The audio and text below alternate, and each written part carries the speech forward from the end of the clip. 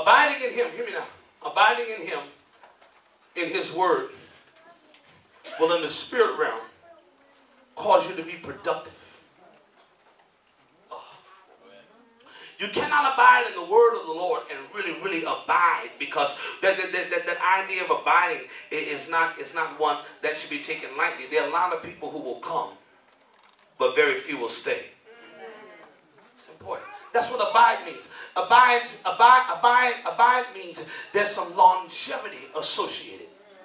In Psalm 133 and 1, it says, "Oh, how good and how pleasant it is for brethren to do what?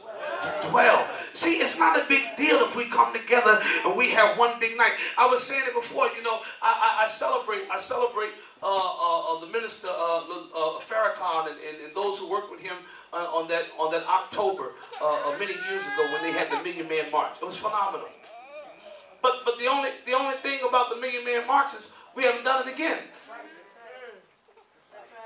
If there was ever a time when we needed a Million Man March, it certainly is now.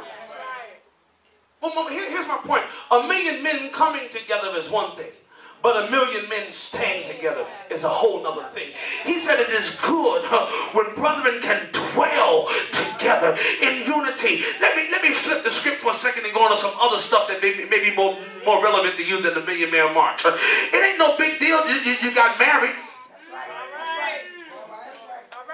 Okay, the testimony is in the fact that you were able to stay married in the midst of adversity, in the midst of trial. And I'm not bashing people who got divorced, because folks get divorced for reasons.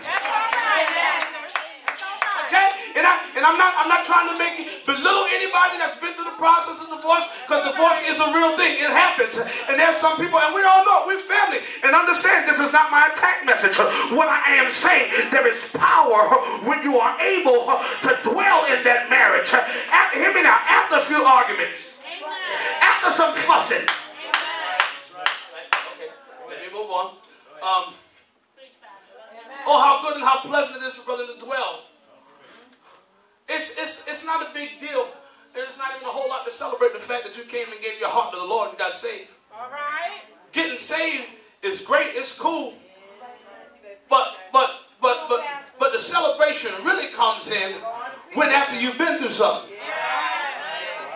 And you still will. After you lost some friends. Y'all ain't saying nothing to me. Adding and subtracting friends are life-altering situations.